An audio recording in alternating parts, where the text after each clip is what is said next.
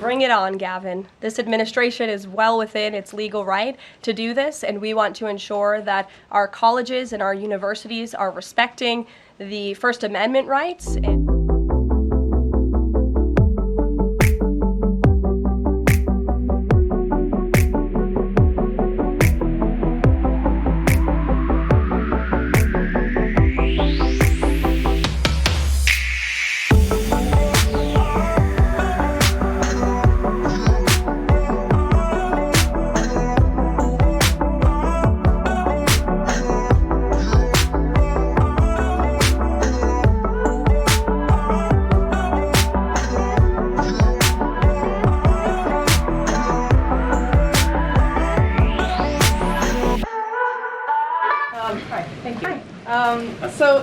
Gavin Newsom has said that California is going to sue in response to the government's demand for $1 billion from UCLA over the DOJ's antisemitism findings.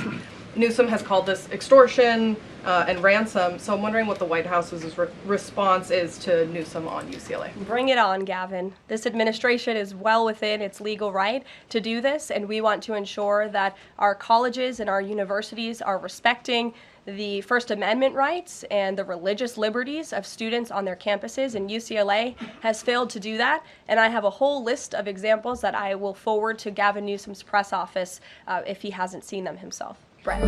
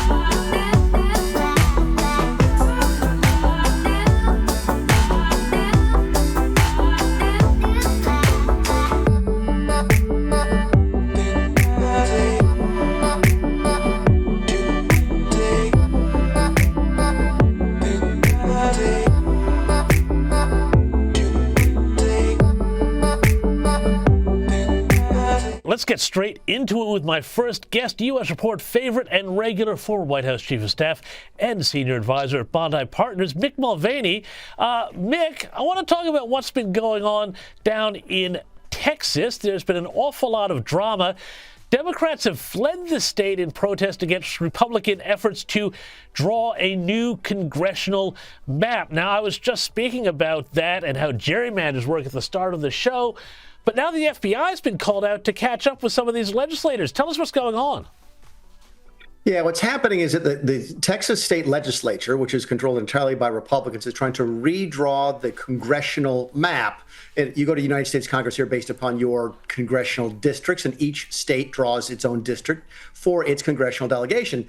And the Republicans want to redraw theirs in a way that the Democrats say will give an unfair advantage to the Republicans. So instead of, and by the way, states redraw the districts all of the time. Typically, we do it after the census. After the census. Yeah, but you could do it any time, and states do it all the time. And so instead of voting on that, the Democrats have left the state. The reason they've done that, James, is that by leaving, they deny the quorum necessary for the vote to take place. So the entire state government is shut down in Texas because the legislature can't function with the Democrats out of state. Well, Mick, this sounds a bit like, what's the phrase I'm looking for? It sounds like an attack on our democracy if the Democrats aren't going to show up and, have the debate and have the vote. Oh, listen, American politics doesn't understand the meaning of the word hypocrisy. Keep in mind, one of the big things that this is shedding light on is the extent to which the Democrat-leaning states did this decades ago. There are states in this country where Donald Trump won 40% of the popular vote in the presidential election, but they have 0 Republican members of the United States House of Representatives because the redistricting has just been so bad. The gerrymandering is the word we use, where you draw a district to favor a certain party. It's been so bad. It's horrible in California, Illinois, New York.